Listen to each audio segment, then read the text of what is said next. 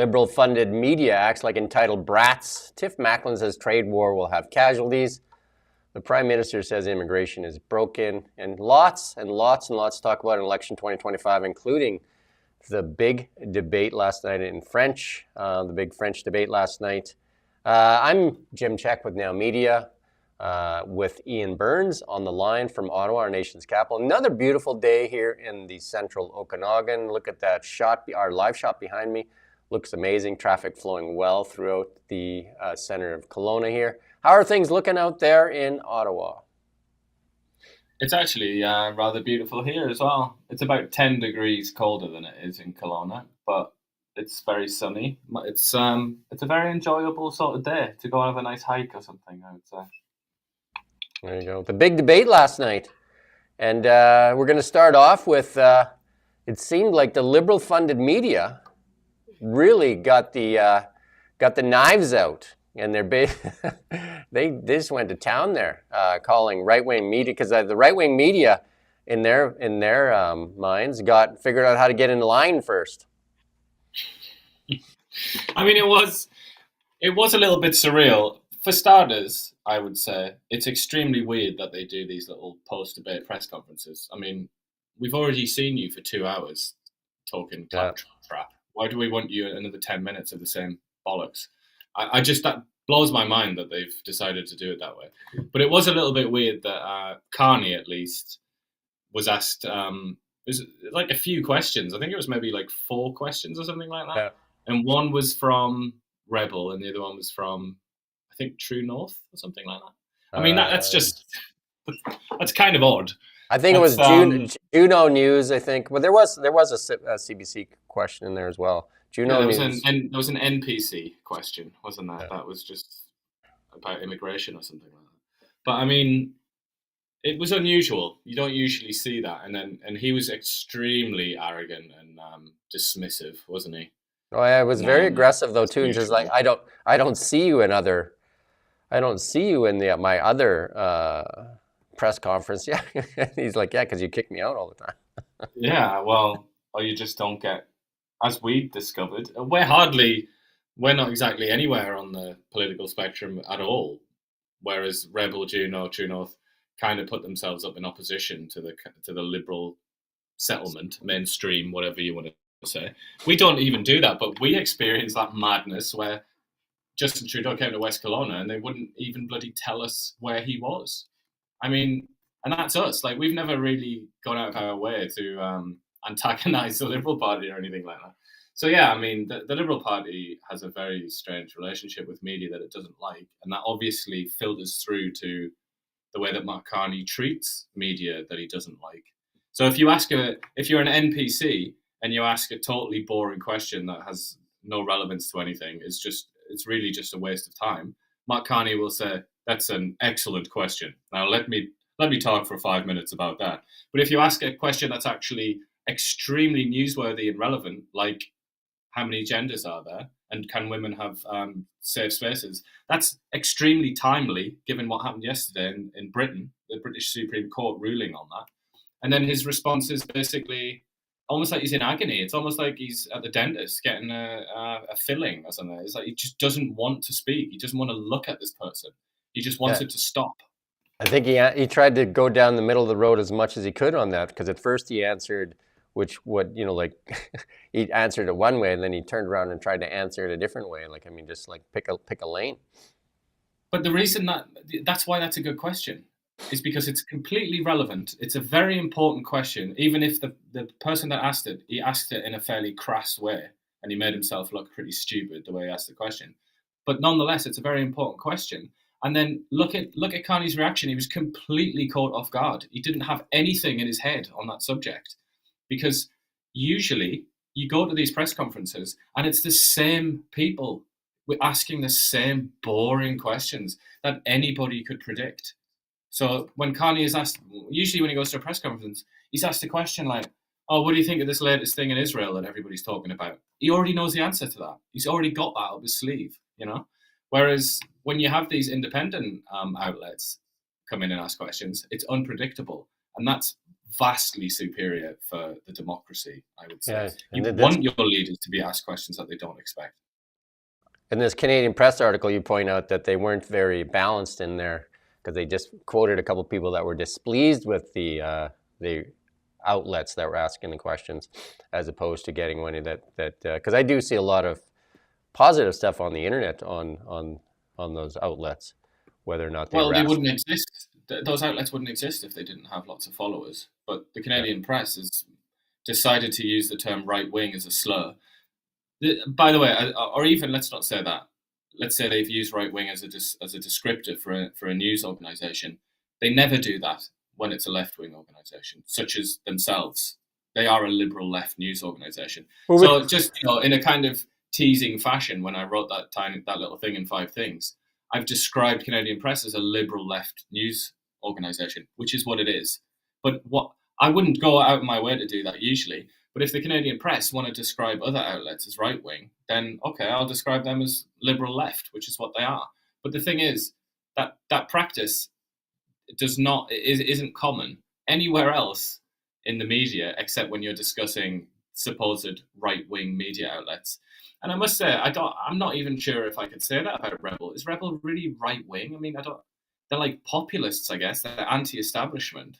But right wing actually means something. You've got to actually think about it before you use that term. And I don't know. I mean, certainly when it comes to that Juno thing, I don't know. Are they?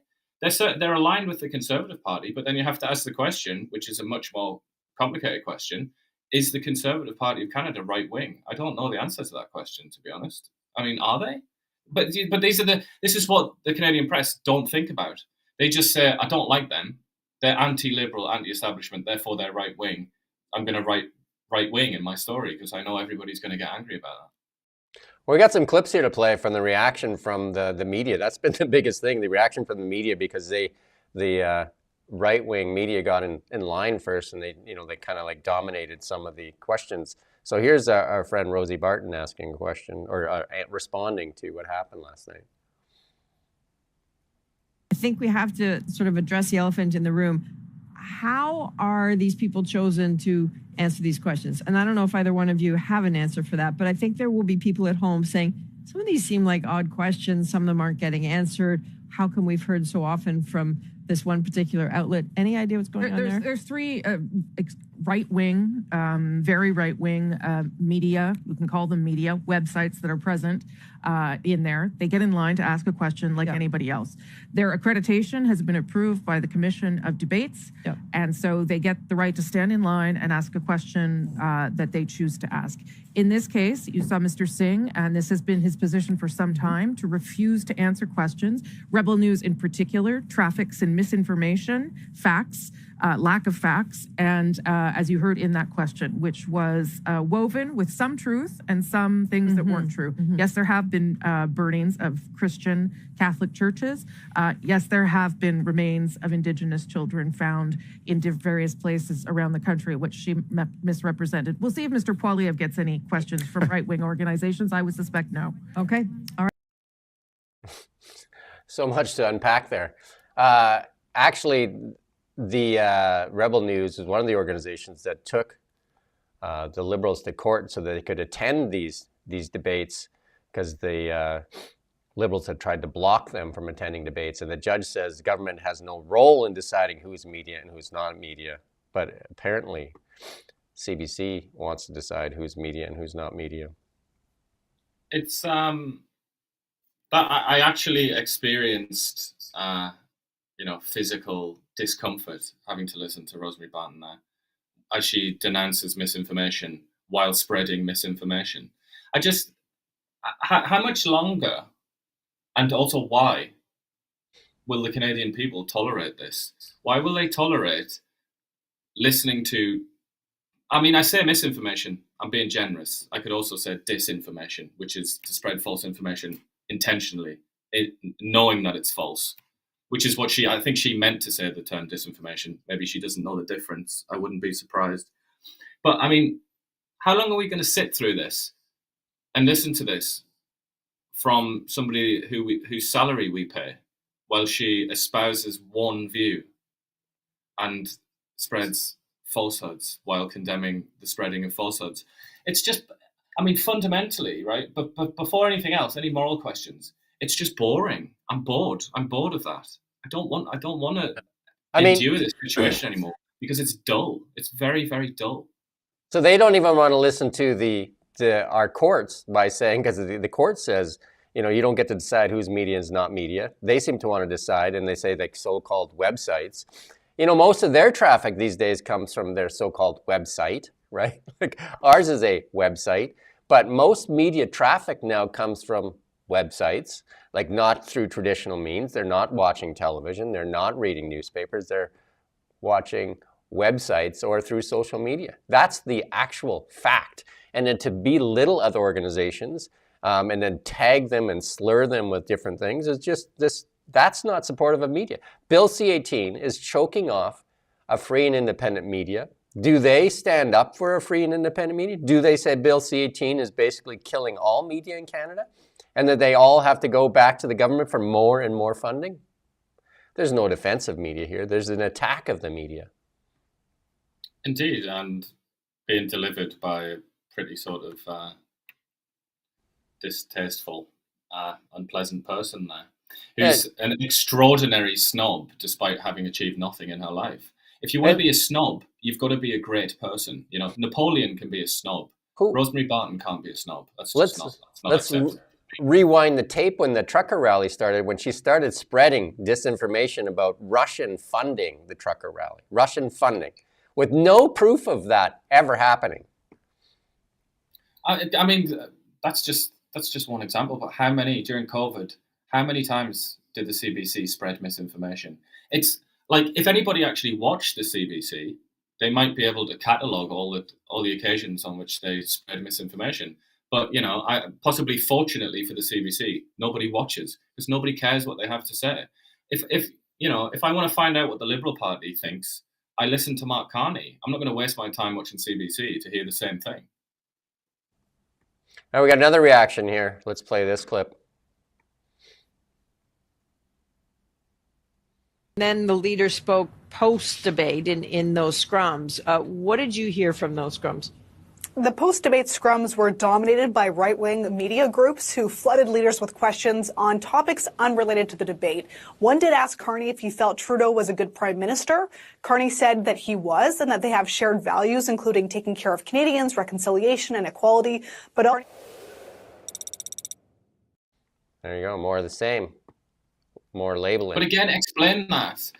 Come on, treat me like I have some education and a 3-digit IQ. Please treat me as though I'm that person and explain to me why these organizations are right-wing. Be serious for a second and explain to me why you never describe any other organizations out there as left-wing, such as maybe the CBC. What are you doing? What's this trick that you're trying to play? And I concluded quite a long time ago that they don't make that assumption of their audience. They don't think that their audience is educated. They don't think that their audience has broken through into 3 digits in the IQ world. I think they genuinely think that their audience are stupid and will believe anything that they say without question. And it isn't just CBC. I don't want to sort of pile in on them. It's an establishment media problem. And what it does is reveals why it's so important to have independent media that can challenge the status quo, and it can challenge the sort of old regime when it gets stuck in its ways and stops being able to think and stops being able to explain itself. That's when you need new blood to come in. And I think these women here have highlighted why it's so dangerous to have a stagnant media and political landscape, because people like themselves are promoted and they stand there and show everybody that they've lost the ability to think independently. They should ask the question, which of the outlets is funded? They should identify themselves as liberal funded media and non-funded media. Maybe that would be a better identifier. Well, yeah, I mean, you'd think it'd at least be incumbent upon them to reveal who pays the salaries of their reporters. But I just think, we all know, don't we? I don't think there are any curious people out there in Canada that are unaware that the CBC is a left-wing We got one more a clip here. A liberal left news organization. We got one more. We all clip. know that. I just wish they would be honest and say, like Rosemary Barton, I wish you'd say, look, by the way, I'm liberal left. So take this with a pinch of salt. But look at these very right-wing news organizations, guys. Like, okay, then that's just your opinion. But she's trying to make it seem like she's a judge or something. And this is a ruling, and you must listen to this objective queen of knowledge. In reality, she's just a left liberal woman who thinks that she's special, talking a load of codswallop, frankly. Let's. We got one more clip from Rosie Barton here.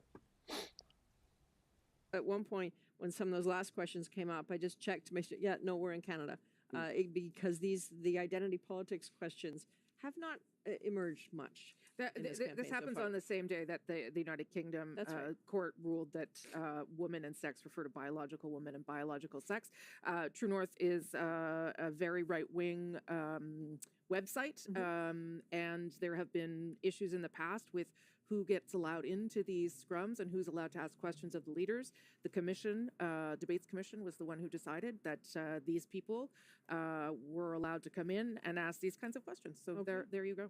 All right, so here comes Jagmeet Singh up to the podium. There you go. That was a good one. These people. But just look at her body language. That was appalling. She should be ashamed of herself. I mean, if the CBC was a serious news organization, it would investigate the things that she said there, and it would say, you've breached our rules on neutrality that we pretend to implement. But obviously that's not going to happen, because the CBC is a left liberal organization.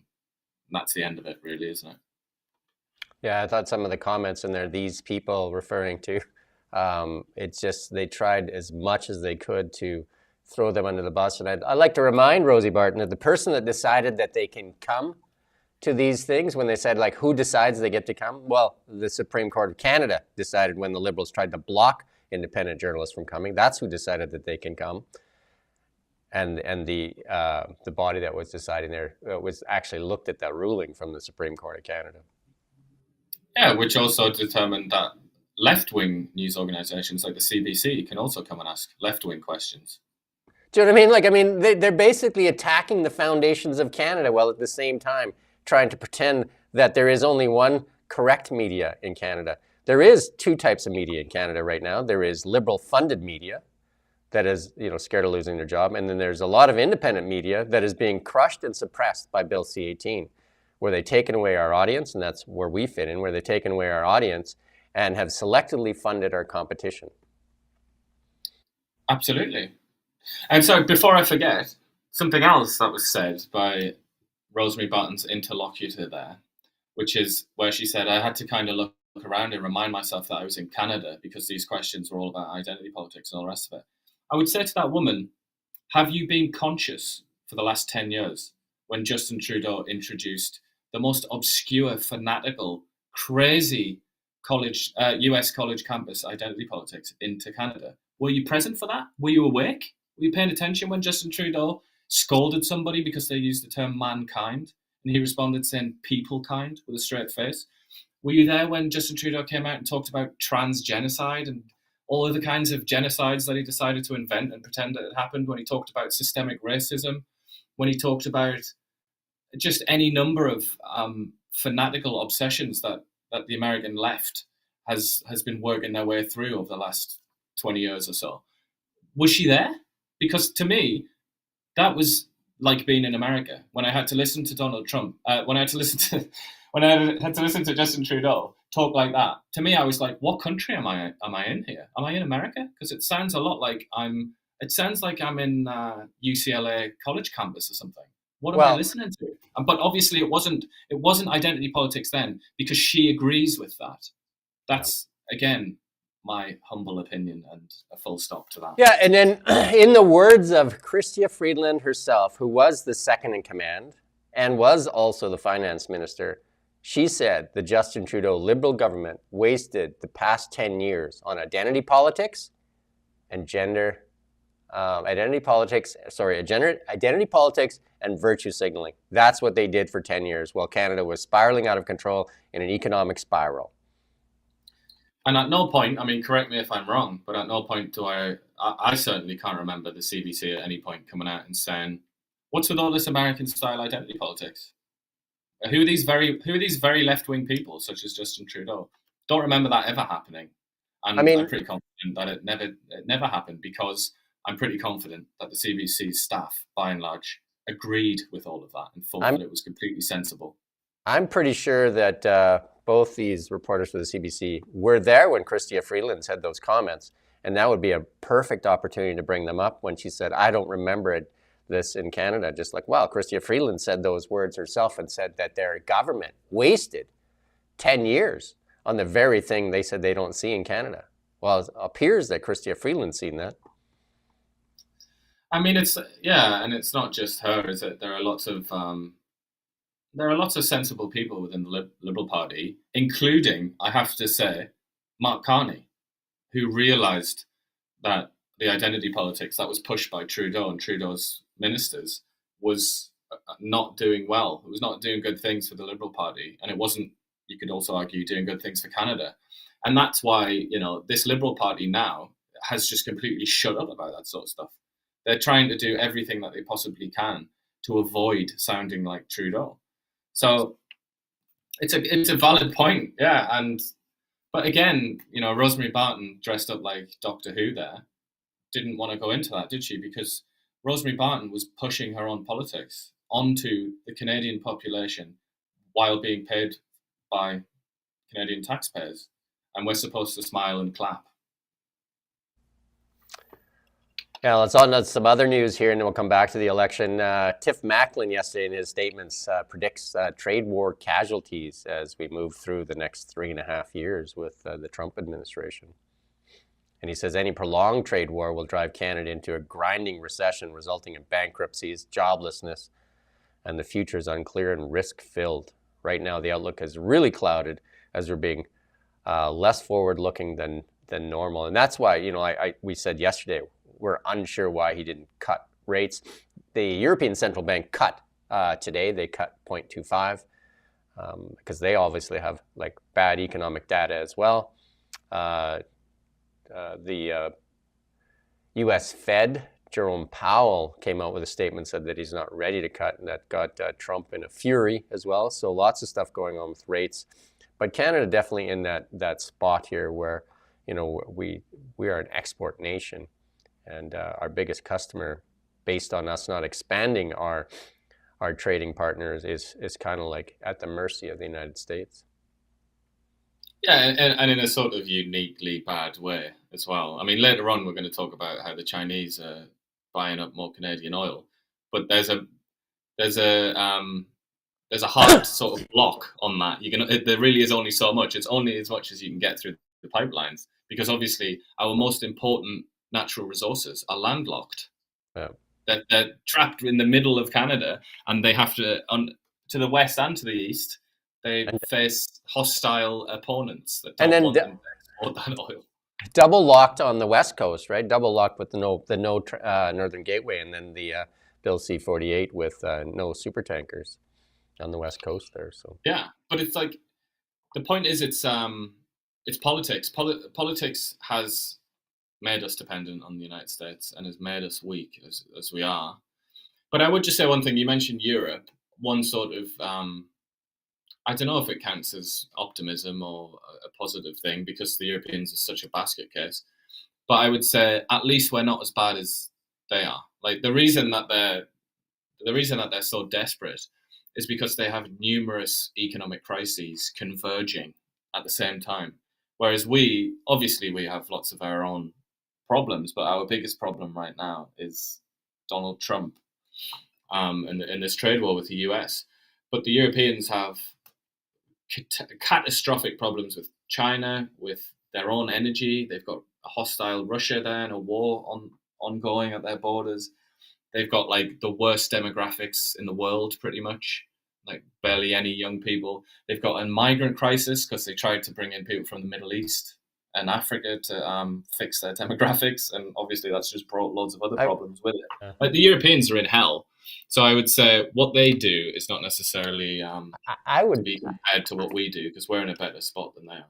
I would add to that, the reason that Donald Trump is a serious problem for us is it's our own doing, that we didn't expand our market, our reach, and we've suppressed our natural resources for the past 10 years. That's why the Trump effect is such a big thing. Because think of any company, if you rely so heavily on just one supplier, and that supplier or buyer decides they want to go somewhere else, that puts you at great risk. So we had opportunities to diversify with the Japanese, with the Germans, and we refused it. We said there was no business case for it. We actually refused to diversify. Yeah, or to diversify our trading relationships. Yeah, our which is customer what Mark base. Carney now says is that whenever Yeah. Mark Carney's asked the question, how do we solve the Donald Trump problem? His answer is diversify trade relationships. But that Which didn't we happen with which the we previous refused. government. We refused to do it. The same group of people refused to do it. And that was Mark Carney that advised on the Northern Gateway pipeline. He advised Canada not to do it. Yep. Well, and famously was grilled by Pierre Poilievre, who accused him of double standards because he was in favor of an oil pipeline in, I think it was the Middle East and also Brazil, I believe. But at the same time as that, was against pipeline expansion in Canada. But I mean, I would say as well, it isn't just about pipelines, is it? There's another question here, or another point to be made, which is that you look at a population density map of Canada, and it's just it's like Chile, isn't it? It's like a line Along the across bottom. the US border. There is no way on earth. There's nothing that we could have done really, going back decades, to have avoided being affected by Donald Trump throwing his toys out of his bed there. It was always going to happen because, we are just so close to the Americans, and trade is like that, isn't it? Commerce and capitalism and the free market is like that. It goes the sort of to the easiest destination. It's almost like a river, isn't it? It finds the easiest route. And obviously for us, the easiest route's always going to be America. So I think we were always going to take a slap here, but we could have been a lot better prepared, that's for sure. A story out of the UK. It says the UK must return to freedom of speech if it wants the trade deal with the US. And that's the United Kingdom. Reporters said they spoke to a Washington insider and said the US-UK trade deal is close to completion, but the Americans have demanded the British reintroduce freedom of speech in their country. And you can speak to that probably better than anybody. Well, I can speak freely about that because I'm in Canada, I guess. But no, this tallies very much with what J.D. Vance said in Munich when he shocked the Europeans by saying something to the effect of, if you don't have freedom of speech and you're not a proper democracy, then why would Americans protect you in the first place? Why would we bother sending the US Air Force and the US Navy and all the rest of it to come and protect you if you've become authoritarians? So that would make sense if this was put in there as a kind of precondition for a deal. But yeah, I mean, the British have gone off the deep end, and don't just take my word for it. I mean, I always say this: check everything that I say, that you say, that Rosemary Barton says. Always check and think for yourself. But just have a look. If you're new to the world, you might not have seen one of the many hundreds of videos out there of British police officers coming around, sometimes like 5 or 6 of them, to arrest old women and middle-aged men for things that they've written on Facebook. In some cases, really, really innocuous stuff, like where they've complained about their school that their kid goes to. That was a recent one in England, where some parents had set up a WhatsApp group and they'd written a couple of posts on Facebook where they complained about the school that their kid went to because they hired a head teacher, like a principal, from internally rather than advertising externally. They complained about that, and 6 police officers came and arrested them.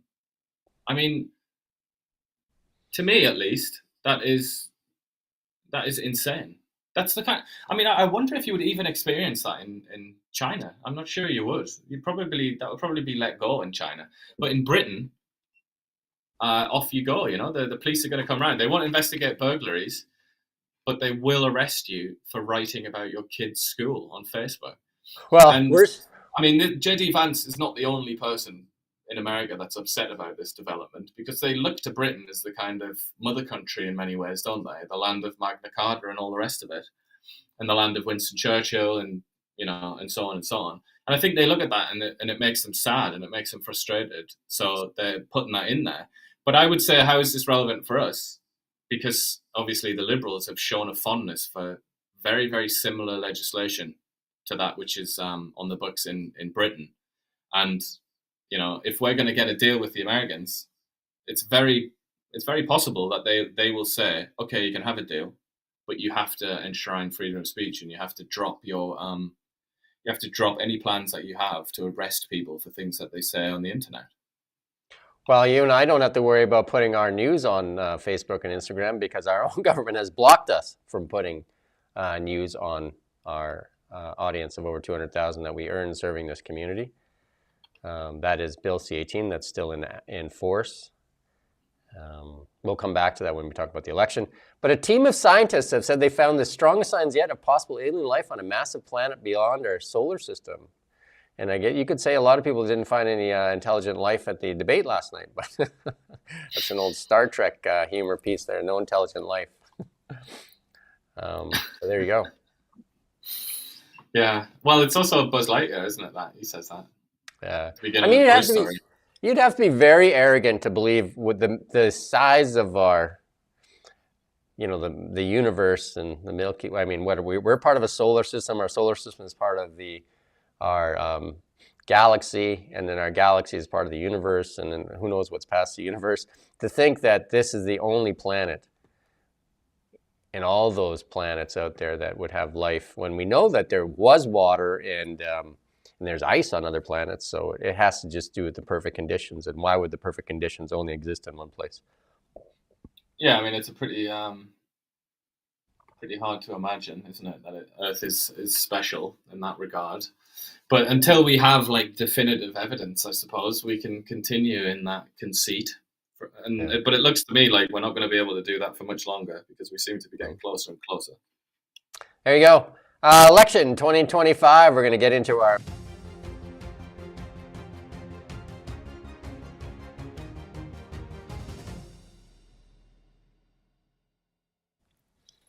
the Four Amigos were there last night. The Greens didn't get to go. They were a last-minute cut, as was Maxime Bernier, who was actually on the Tucker Carlson show, I think, instead. Yeah, I don't know if that's going to do him any favors. Yeah, he was throwing Pierre Poilievre under the bus there on the Tucker Carlson show. You? I imagine you watched the debate. I watched the debate. I did watch it, and I would say the sort of phenomenon on display that made me think the most, let's say, was Jagmeet Singh's performance. I thought he was he struck me as like he'd snapped, he'd broken as a person, and it was kind of like it was his downfall. It was absolute madness. He was like attacking the monarchy repeatedly when nobody really wanted to talk about it. He kept trying to shoehorn in health. Like they were having a conversation about the French language, and he was like, healthcare, healthcare, healthcare, to the point where the moderator just like cut his mic, told him to shut up. He kept going on about genocide in Palestine, just an extraordinary inflammatory statement, absolutely beyond the pale. Crazy thing to say. Also defended UNRWA, an extremely controversial organization in Palestine. And then he sort of bashed everybody for misinformation and saying we need to prevent misinformation, and himself, just like Rosemary Barton, spread lots of misinformation. So I mean, and he really did, to the point where even Mark Carney's like, shut up! You can't keep saying things about me that are false. So yeah, Singh was the one that got me. It was very, very interesting performance from Singh. But other than that, the only other thing that I was thinking here was, I went and looked at the statistics at the population of. I went and looked at the population of Quebec, and then I looked at the population of the Western provinces, the 4 Western provinces, if we count Manitoba. So you combine those populations, it's 12.5 million people. Quebec's population is 9 million. But for some reason, Quebec gets its own debate. Because that's what it is. They say it's a French language debate. That's nonsense. It's a debate about one province. It's a debate about Quebec, where they talk about supply management, they talk about how they hate pipelines and all the rest of it, all the priorities of the Quebecois. And then there's the West there, 12.5 million people. Where's their debate?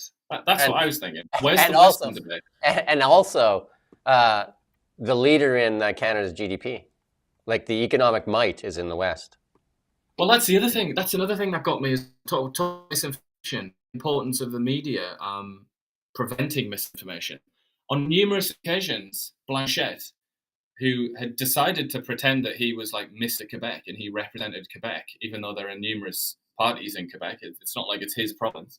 But anyway, on numerous occasions, he came out and he basically implied that Quebec pays all the taxes in Canada. And he kept going on. He's like, Quebec money pays for this pipeline. Quebec money pays for these judges to do X, Y, Z. I was just thinking, like, how ignorant are you? You're living in a misinformation bubble, as they say. I don't think he has the slightest clue, or at least he doesn't want his followers to have the slightest clue, that Quebec is propped up by the other provinces of Canada. It's paid for by the likes of Alberta. But that's just something apparently that you're allowed to just be completely deluded in that regard.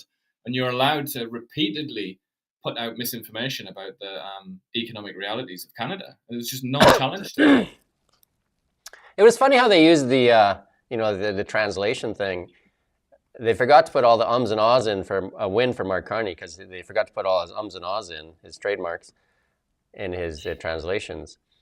And then there was a female voice for Pierre Poilievre, maybe to make him sound softer. I guess those are 2 wins for both of them.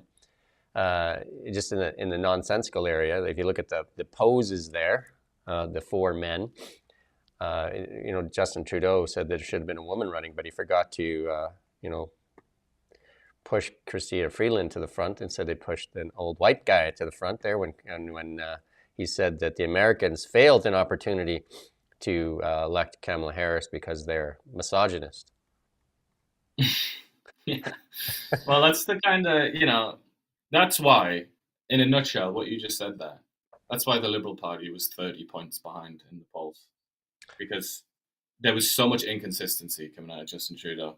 Whereas Mark Carney, I know a lot of people are very hostile to him and say what you want about him, but he is so many levels higher than Justin Trudeau. And hence he got through this debate. He didn't even really say anything, but he got through it. Whereas that Justin Trudeau would have got himself into a very deep hole on some topic or other. And the other nonsense, Pierre Poilievre, the only one to wear a Canadian flag on his lapel. Blanchette actually went after Carney quite a bit. That's that's what I saw quite a bit of there. I think we're going to see. Singh was on Poilievre. I thought Singh wanted to attack Poilievre all the time, which is kind of like I felt like saying to him, Jagmeet, mate, it's the Liberals that your supporters are going to, not Poilievre. I think you're going to see like an easier debate for Carney today, because if it's going to be in English, it's obviously will be helpful to him. But I think for a lot of people watching, it'll be easier to watch, because sometimes it was hard to understand who was speaking, because the voices weren't that much different when they were doing the things. With AI, you think they could actually use their voices, so that it would have been much that'll be clearer good. who was I'm speaking. sure that's on the horizon. The one that I watched as well, it had, I think it was Blanchette. Yeah, it was Blanchette was voiced by an English dude, and it was just kind of, that's a bit of an irony, I thought. But it was just like, no, Quebec must have it. I was just like, it does kind of affect it, doesn't it? It does ruin it a bit. Yeah, it was a little tough. Like sometimes to determine. I thought the moderator did a really good job, though. I thought hopefully tonight the moderator does as good a job, and it's not biased. Hopefully they're not going to use Rosie Barton or somebody like that. Well, she's, I would say she's completely beyond the pale, really, when it comes to what she's supposed to do, which is be neutral. That's literally her job description, but she can't do it. She's incapable of doing that. So I would hope it isn't her. But in general, these things are kind of left Liberal biased anyway, because arguably, I'd say Canada is kind of a left Liberal country in the main. I know a lot of people disagree with that, but they generally have a bias in that direction. And I thought that guy, the moderator yesterday, did as well. And some of the questions that he was asking, about like Haitian refugees and aid given to Ukraine and aid given to, what was the other one you mentioned? Gaza, I think. It's kind of these are the priorities of the sort of left liberal intelligentsia. These aren't the priorities of the Canadian people. So I would expect more of that again tonight. Yeah. I think the left-leaning media scored the win for Mark Carney, and then a lot of what I've seen on the tweets out there from some of the, I guess what they would call right-wing media. I don't know, Toronto Star, is that right-wing too? Do they put that there? Do they, if they're going to label things like that, like deciding, like when they talk about other media outlets, do they right-wing media? Should they do that for Alberta too? Right-wing province? Should they label the province as well? They don't do that. And you mentioned the Toronto Star. The Toronto Star is left-wing and not very bashful about it. They're pretty clear that they're left-wing. But I cannot imagine in 100 years, cannot imagine CBC describing the Toronto Star as a left-wing newspaper. I just can't imagine that happening because they wouldn't. Anyway, we'll get into some other stuff here. The Prime Minister, Carney, says immigration is broken. This is a Holly Doan Blacklock story. He says the system isn't working. He told that in the language debate last night as well. Our population has gone up about 3% because of immigration. That's why we need to have a cap for a certain period of time. I mean, that caused the healthcare crisis, caused the housing crisis. And he said that they're going to maintain the cap for a couple of years so we can increase our capacity. And I mean, it's all temporary, isn't it? No real promises made here. It's for a period of time. What the hell does that mean? Because if we look, because if we look at this, who he hired, and this is from Larry Brock, and Conservative MP, said that and this was a Liberal floated policy, was 100 million Canadians by 2100, and that person put out a tweet there. It says 100 million Canadians by 2100 may not be a federal policy, but it should be, even if it makes Quebec howl. That's the next tweet there, Rommel. There you go. So, and then he's been hired. This is one of Mark Carney's advisors now, isn't it? Yeah, he's been hired. Mark Carney's U.S. Relations Advisory Board, or whatever they call it. So, I mean, I think that goal is still alive and well, even though they're putting a pause on it. I guess, especially for the election, when that was one of the main concerns for Canadians that can't access healthcare. And, we've had people die in waiting rooms, and we have millions of Canadians that can't access a family doctor. So again, this is maybe appeasing during the election here, and then like hiring this guy as an advisor kind of goes against his message of cutting back on immigration. But it's not even just about healthcare, because there are other societies that are extremely densely populated, like Hong Kong or somewhere like that, or Singapore, and I don't actually know for a fact, but there's a decent chance that they have better health systems than Canada. Like it is possible to have a functional health system despite having like loads of people in your country or in a small space. But I would say that the bigger point here is, what would Canada look like with 100 million people? Like, what do you think your house would look like? How big do you think your house would be? Do you think you'd have a yard? Do you think you'd have a driveway that can take 4 cars or even 2 cars, or even a driveway at all? Like, what kind of a life would you have? Because I know Pierre Poilievre is very fond of saying we have the most land in the world and yet the highest prices for houses. Like, it doesn't make sense. Obviously, it does make sense, because very, very few people live in the Northwest Territories or Yukon or even in Northern Ontario. That's just a fact of life. Not many people live there, and not many people will ever live there. The reality of Canada is that it's actually quite a small country. It's probably smaller than France in reality, if you just look at the bits where people actually live and choose to live, and where they want to live. So realistically, if you put 100 million people in that very, very small space, most of them would probably end up in Southern Ontario as well. And places like Vancouver and the Lower Mainland, that's going to make life miserable. I would argue, or at the very least, it's going to make life dramatically different, very, very different. It's not going to be Canada really as anyone's ever known it. It's going to be very, very different. We must be doing our job because a couple of comments are saying we're either radical left or extreme left, and we've been called extreme right and all that kind of stuff.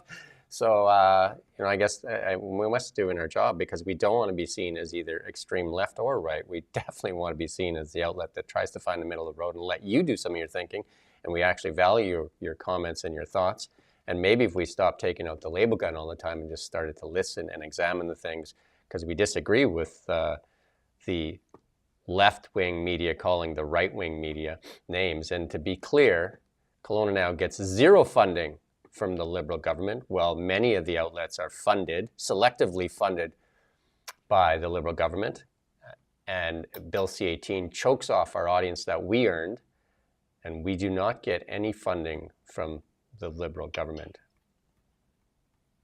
Yeah, it's tedious, isn't it? And obviously, I might sound like a hypocrite since I've had my label gone out during this chat. But the only reason I've done that is because Rosemary Barton and the Canadian Press have introduced that. They've introduced that poison into the debate, and I thought, mischievously, that therefore I'll retaliate in kind, and I'll say the truth, which is that Canadian Press is left liberal, Rosemary Barton's clearly left liberal, CBC's left liberal. But it's like it's true. Like to get out these labels, it sort of makes us all stupider, doesn't it? It makes it harder to actually reach the truth, because you seal off acquiring new knowledge, don't you? Because you just say, "Oh no, you're right wing. You've got nothing to say. Nothing that you say will change my mind because you're right wing. I've put you in that package now." And that's a very it's a very sort of limited way to think and perceive the world, I would say. We got one of the answers here. Brian Lilly posted this. One of the answers from Pierre Poilievre last night on what he would cut, because that was one of the big questions. Like, you're promising all these tax cuts, and so he answered what he would cut, and it was a surprising answer that I didn't even know. So let's play this clip here.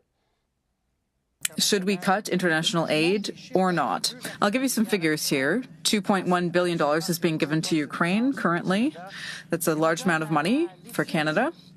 Ethiopia also. Haiti. There's a long list of other countries that we could have put up on the board. Mr. Poilievre, you've said that we need to cut international aid. What would you cut? Ukraine, Ethiopia, Haiti? No. I would start by cutting off China. The Liberal government gave $250 million to the Chinese Infrastructure Bank in order to build pipelines, highways, and other infrastructure to promote the expansion of Beijing's empire. I don't think that's a good use of taxpayer money. Also, we saw UNRWA, the organization in the Gaza Strip that took part, or whose employees took part in the attacks of September 7th. So I don't think we should be funding that type of activity either. The aid we give should be directly to people in need and not through bureaucracies, multinational bureaucracies and Let's terrorists. talk about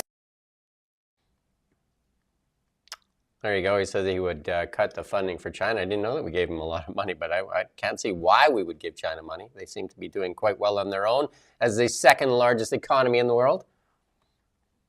I mean, it's astonishing, isn't it?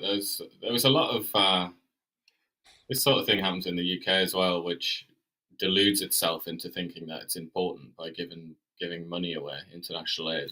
But the British were giving money to India at the time when the Indians were bolstering their quite successful space program. It's like this kind of thing it's just the international aid racket it's kind of ridiculous in many ways.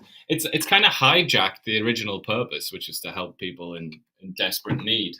It's been hijacked by people that want to spread what they call soft power, and they use that aid as a kind of influence operation. They try and influence countries, and that's why China will be on that list. It's just an attempt to kind of influence China and be friendly with China. But I would say, Ethiopia as well. Ethiopia is one of the most prosperous countries in Africa. It's considered to have the best prospects just about in Africa. I just, if all the countries in the world to give money to, or all the countries in Africa, really Ethiopia? And that kind of tells you, doesn't it? Why would you give money to Ethiopia, which is one of the most successful countries in Africa? The reason is because it's one of the most successful countries in Africa, and you want to make sure that it's friendly to you. So you give it, it's just influence, really. But then they're trying to turn this into kind of a moral question here, aren't they? And they're trying to make Polyev look immoral. But I think he deflected that quite well. There's somebody on our comments there that seems to want an answer to the National Citizens Inquiry. I just want to say that we're not talking about it in this show, but Kelowna Now was one of the few organizations across Canada that did stories on the truckers' rallies. We did tons of stories on the truckers' rally. We actually found people from the Okanagan that were there and did numerous stories on the trucker rally.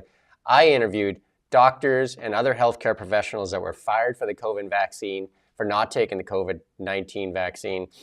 We did numerous interviews when no other outlets would ever give them time. We went to protest rallies, and we got so much flack for it. So we have been doing the work for everybody in that regard when most outlets would not do those stories. And we got lots of threats and many, many things that we got. But I mean, definitely one of the few outlets that did that work. Absolutely. And we also asked the question of, the likes of Kevin Falcon when he was in charge of the BC opposition, and John Rustad when he usurped Falcon there.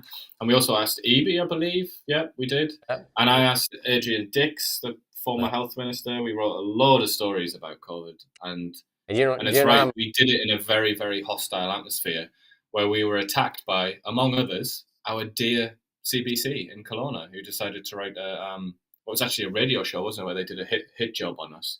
Very cheap attack on Kelowna Now because we were more curious than the CBC. We gave other people a voice that they said they didn't deserve a voice. I interviewed that one doctor twice, I believe I interviewed him, and that other healthcare professional a couple of times as well.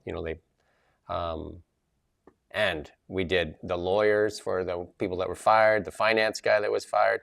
And how many times did we call in to the Bonnie Henry line and not even be allowed to ask a question? How many times? Yeah, rather many. Yeah. The last time I tried asking a question to David Eby a couple of weeks ago, and they literally just hung up. They hung up the line. So I guess that's what they think of us. And you got to remember, we're a small outlet that gets no government funding, and we're having our revenue stream choked off because they took away $200,000. You might want to help us get rid of Bill C-18. We've been screaming for it all along here. We need to get Bill C-18 repealed so we can have our audience back. We don't want government funding. And we don't think any media outlet should get government funding. We shouldn't have the Liberal government funding certain outlets, our competition, while they choke us off. That does not make sense, and that is not a healthy democracy, for sure. Indeed, yeah. And you would think more people in the media would recognize that, wouldn't you? There you go. I actually reached out to one of the anchor people on CTV, and I said, a little help here, please. And I sent her the opinion piece that I wrote, that democracy dies in the dark. And even in that piece, I quoted CTV saying that they let go of 4,800 employees, and they quoted Bill C-18 as the reason for it. So, but the ones, they just don't want to lose those crumbs, the life support crumbs, I guess. The Greens, definitely not pleased. This is another Holly Dolan Blacklock story, another outlet that does take no funding from the government. The angry Green Party organizers yesterday stormed out of the news conference after being disqualified from the TV debates for the first time in 10 years. The party reneged on its promise to nominate a full slate of candidates in the April 28th election. They were, and they can't even pick a leader because they have a co-leader. How many times have we seen that in parties? So what if they were to form government? Would they have a co-prime ministership, or what's the deal there? Because it's, do you know what I mean? Like, have you ever seen that co-leader? Because they can't decide who's actually the leader. They just. I have seen it with the Green Party in England. That's it. That's the only other time I've seen that. Because they're scared to make a decision that Elizabeth May, maybe it's time to go, and put the other guy in the stead. But instead, they just keep her there as a screaming, angry person. Her and Jagmeet must have like exciting discussions. They both go off on these irrational rants with each other, I imagine, and they must be just so entertaining. Well, I mean, I don't have to imagine what it's like because I was young once, and I was a very sort of doctrinaire, Marxist, left-wing, extreme left-wing sort of person once upon a time, and I know what the conversations are like. And I'm sure pretty much anybody that's been to university, you know what their conversations are like, because university's kind of like the time in your life where you just have these circular arguments about fantasy left-wing politics. But some people never grow out of that, do they? And they hang on, and the Green Party is the place for them. And then you look at this in the 2021 campaign, they won just under 400,000 votes nationwide, fewer than the People's Party that did almost double those votes. But the Greens actually elected 4 MPs in 40 years. Yeah, it's, I mean, anyway, it's probably wasting a lot of air on them. So there you go. But they are important. I mean, they're not really a political party. I think that's the wrong way to look at it. They're more of like a pressure group that uses the political system to get attention for their ideas. And in that sense, they are very effective, aren't they? Because they've managed to get a lot of things that they wanted over the last 20 years or more. I would say step one, pick a leader, pick a clear leader. Just make the decision. It's either one or the other. And we saw the same thing here even in the BC Green Party when Sonia Furstenau lost her seat, and then she didn't really concede the leadership of the party for a while. Yeah, well, I think it's kind of like their political principles, or whatever you want to call them, are kind of in opposition to the idea of having like one leader and a kind of fixed hierarchy. I think they're a bit more like anarchists in that way. They don't. It's almost like they look at that and they say, "Oh God, having one leader at the top of the pyramid, like that's so 20th century. We do things differently here in the civilized Green Party." But obviously, in the process, everyone else is looking at them and just thinking, like, "What the hell are you doing? What a mess!" We got another clip here from Brian Lilly that's just another showing the potential conflict of interest when Mark Carney is promoting nuclear energy. We have big nuclear companies, including Westinghouse, CANDU, and others. We have... That's good there, Ronald. So there you go. It happens to be Westinghouse is 51% owned by Brookfield. And it just happens to be another one of exactly like stories in exactly this genre, which is Mark Carney advocating for something that might well benefit him financially. Imagine having to recuse yourself from all decisions. He'd have to recuse himself from everything, basically, because Brookfield's got its tentacles in everything, including tax dodging. And it's not going to go away. I mean, I'm surprised that he didn't. I'm surprised his advisors, let's say, didn't push him and say, look, you've got to completely divest from Brookfield. You can't, it's not worth the battle because people are going to fight you on absolutely everything. So just divest, get rid of it, you know? But obviously it's quite hard, I think, to get somebody to take this, remove themselves from a $10 million investment account, whatever it is.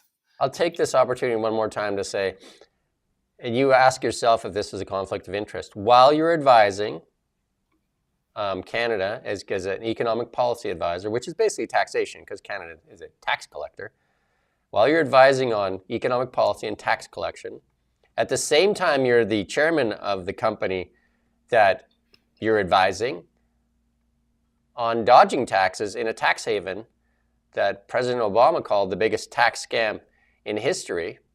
So they've dodged $10 billion in taxes that could have went to services for Canadians that were actually owed to Canadians if done without dodging those taxes, that enriched himself and Brookfield at the expense of Canadians.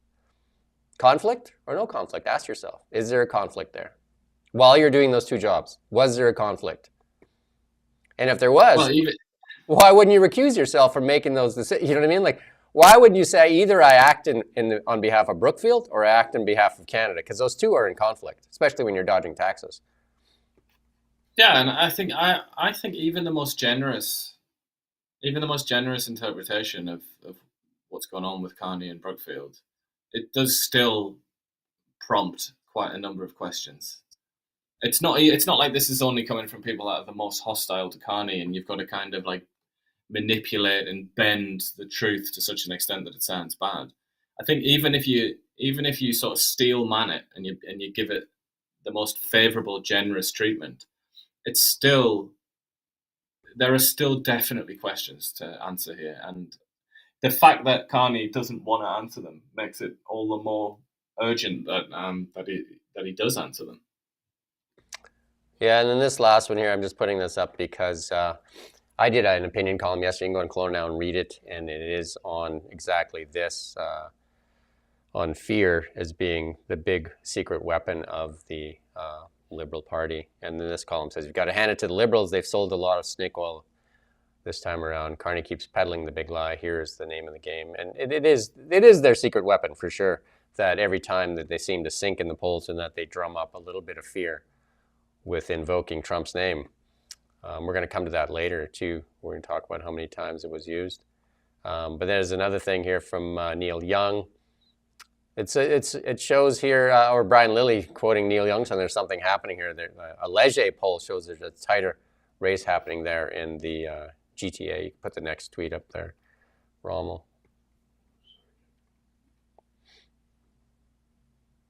No problem. Well, it's, that's wishful thinking from Brian Lilly, I reckon, who is obviously an out partisan. He wants the Conservatives to win. He wants to encourage the Conservatives. And he wants, I think, probably to find some hope inside of his own soul that the Conservatives are going to win. But it doesn't look like it to me. That's all I'll say. Our friend, I can't remember, what is his name? He says, I am the bushwhacker. Must be a guy that drives a four-wheel drive or something. He says that he's going to help us get more audience. Well, there you go. Give us a hand then, buddy. You're obviously part of the audience. You keep coming back. You like the comments, so we could use your help, sure. Again, the federal Liberals took away our audience of 200,000 that we earned over 10 years serving our community. So anything you can do to help would be awesome. There you go. And then this Mark Nixon. He's pretty popular on the internets. He picked the CBC and the left-leaning media, because now you have to do that, because if you're going to slant one right, you got to do the other one left. Pierre Poilievre is a clear winner. Jagmeet Singh looked like a kid pouting after, and you pointed that out, losing recess privileges. Mark Carney, and you and I were going to do that. The poll there yesterday, he said Trump 37 times. There you go. And wow. Blanchette said Quebec a lot, obviously. And there you go. I feel I can't be the only person to have pointed out how insane it is that one Canadian province gets its own debate. I mean, there must be somebody else that's barking up that tree. Because why is that? And then this Blanchette is there, and all he does is talk about Quebec and sort of like wears his Mr. Quebec outfit. Isn't that a bit crackers? Isn't that nuts? If we're going to have a debate that's just about one province, shouldn't we have debates for every province? I would agree with you. I would agree. I think our election cycle needs to be longer. The Americans is way too long. It's like 2 years.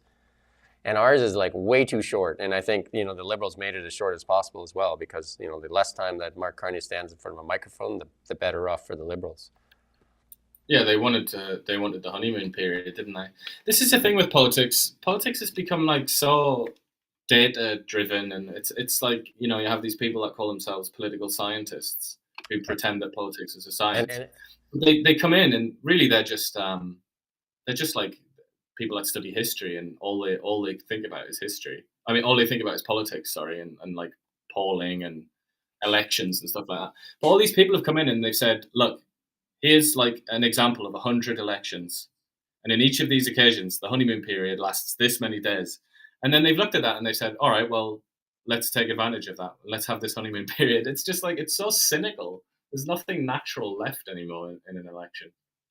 And Kelowna now got famous. And then, people use our stuff all the time. And there you go. So Colin Rugg, a fairly well-followed guy, the U.S. there, posted our local golf story here, and he did a lot better than us with it.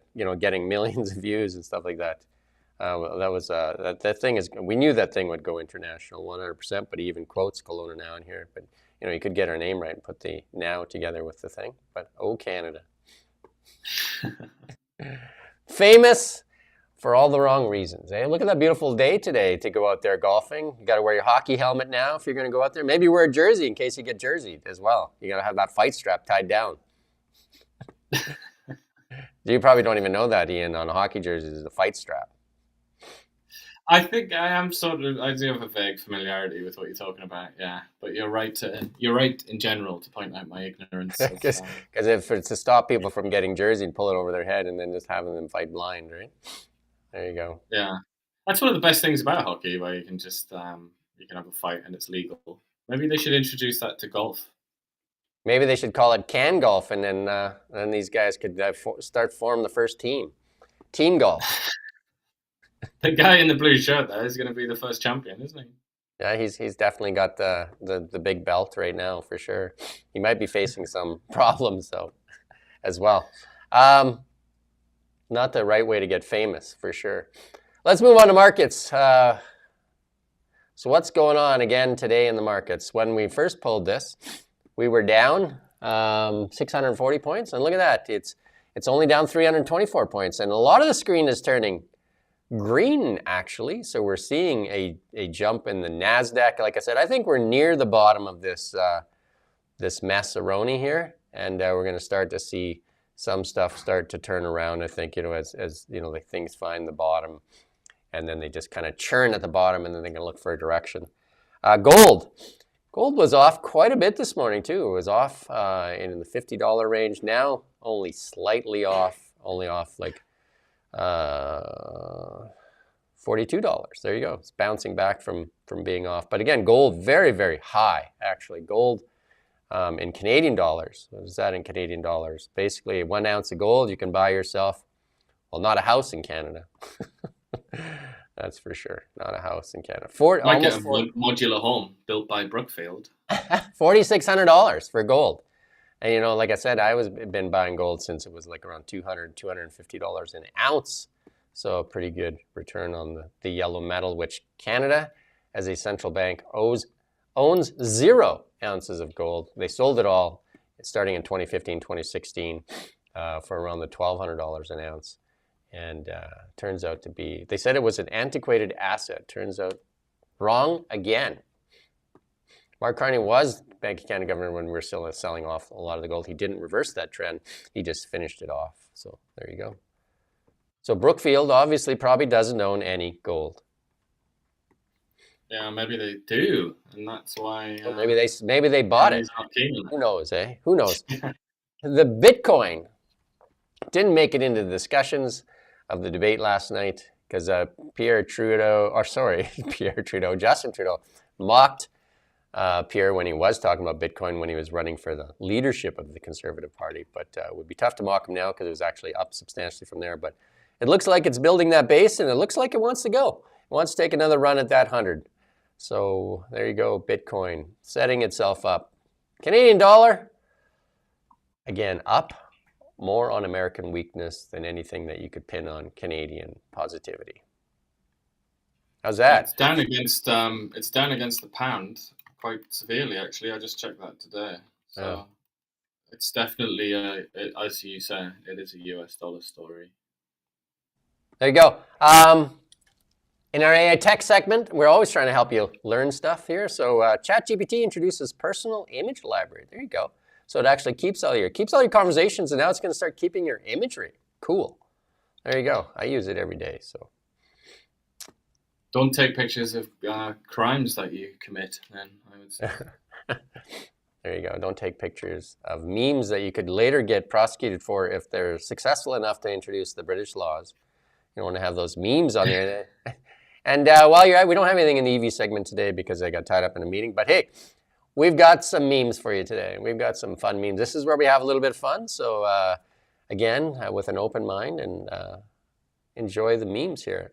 And this is, I would have to agree, the taste of pea in a bottle improved by a slice of lime. There you go. I'm not as hostile to Corona as many people are, but it's definitely not the I think finest of a lot of ales. people from Corona, they would go to Mexico and do dos cervezos, and you would get a couple of Coronas. And there you go. There you go. And then newlyweds in San Fran looking for a nice 1-bedroom, 0-bath starter tent. That's Canada for you. Like, you can probably say that for Canada as well. Yeah, or Kelowna even, with the modular homes. But yeah, Mark Carney's going to build you a modular home. Don't you worry. His company is going to get up to $25 billion in easy money financing, or some modular home company is going to get that. But why Well, wouldn't you forget it's not his company. He's not there anymore, and All right. he's got a blind trust. So even if he does get a lot of money, he's blind to it. He doesn't know. He's blind. He's squinting through one eye, though. Yeah. I think It's almost like he's seen something. He's been looking at a picture for 20 years, and then he's closed his eyes. So he's blind now. He doesn't know what's in the picture. I think maybe he's referring to Canadians are blind to what's in the trust. I think that would be more an accurate reflection of who's actually blind to the trust. And there you go. And somebody smacked up the meme there. And there you go. His winning word. 37 times. 37 times. Just like that, eh? I like how that map shows only 2 provinces in the west there. That's BC and Alberta merged as one province. So what is it? So the territories doesn't get put in there, or neither does Ontario, but Quebec's in there? Like, I don't get that map there. A little bit of Yukon has been nicked there, hasn't it? Been nabbed. just so you can get through to Alaska, I guess. Yeah. And this meme is for people that think Canada can solve the climate crisis on its own. There you go. How's that for a meme? Well, once again, Blanchet, when he was saying that he didn't want a pipeline through Quebec or any more oil, full stop, anywhere in Canada, he once again came out with the misinformation that Canada has, the things that Canada does in terms of oil or anything else, have any effect on wildfires and floods and climate change in general. Once again, that connection was made, even though the reality is that there's nothing Canada can do or can't do to affect the global climate. We're too small. We're too insignificant for that. I think we got to get Ian's face on our X account here, or our streams here, so that we can gather some more of the viewership. Maybe something a lot more beautiful than my face. How's that? There you go. Don't misrepresent. Now you're Mr. Misinformation. We'll get our own Mick Jagger online here. Make information more like you look like the Mick Jagger of his 20s, and I'm Mick Jagger of the like the current Mick Jagger. How's that? The current Mick Jagger loves to bounce around, doesn't he? Yeah, he's a feisty, active. He's a feisty guy, and I would say I am too. Like, I believe in fitness for sure, and we all have to take care of our own health. And we do thank you for watching our show here on Now Media. And if you could like and share and subscribe and do all those things and help us grow our audience and help us fight Bill C-18. We would appreciate that as well. Help us get Bill C-18 and get freedom of the press going again, where we're not calling each other right and left, and we're not relying on a certain government to fund media, and then we won't be in this really bad spot where media is fighting for its own survival based on which political party wins. There you go. Yeah. Let's go back to the way democracy used to work in that regard. There you go. Free the media. Repeal Bill C-18. Thank you for watching Now Media, and we'll see you tomorrow at 9 a.m. Oh, actually, we won't. Tomorrow's a holiday, isn't it? It's Good Friday. It's Good Friday, so we won't be back. We won't be back till Monday. We'll see you Monday. So Friday, Ian will be spending time with his 2 little ones, trudging your way off to a museum or a park or something when you'll have to pay full pop right now unless Mark Carney wins, and then you're going to get a free entry into there for your child. Yeah, for 2 months. For 2 months, yeah. Save yourself. You get some more of that tacos and tinsel political gimmicks, as Chrystia Freeland said. I hope Chrystia Freeland's been watching today. We haven't heard from Mrs. Freeland for a while. So there you go. She's been keeping quiet. It's almost like the media mastermind behind Mark Carney has realized that Chrystia Freeland doesn't go down very well with the electorate. But I would imagine that if Mark Carney and the Liberals win a majority, we will be seeing lots and lots of Chrystia Freeland once again. She'll be once again everywhere, all the time, telling you how the world works. Yes, and then I'm sure Justin Trudeau will get appointed when Mark Carney gets his job. There will be some patronage there, and Justin Trudeau will be appointed this is our call, will be appointed the climate ambassador for the world, and he will tour the world on Canada's dime, your dime, and tell the world and how they can be a better place for everybody. And he'll be extolling his virtues on virtue signaling and identity politics for the whole world to hear. And he'll be traveling around on your dime in a nice, beautiful Canadian jet. How's that? I can't wait. I absolutely cannot wait. Yeah. All right. Cheers, and we'll see you Monday. Have a great long weekend, and we wish you all well and safe weekend. We don't just report the news. We live here too. We're your neighbors, bringing you stories that matter to all of us. No government funding, no outside influence. Kelowna Now, local, independent. News you can trust.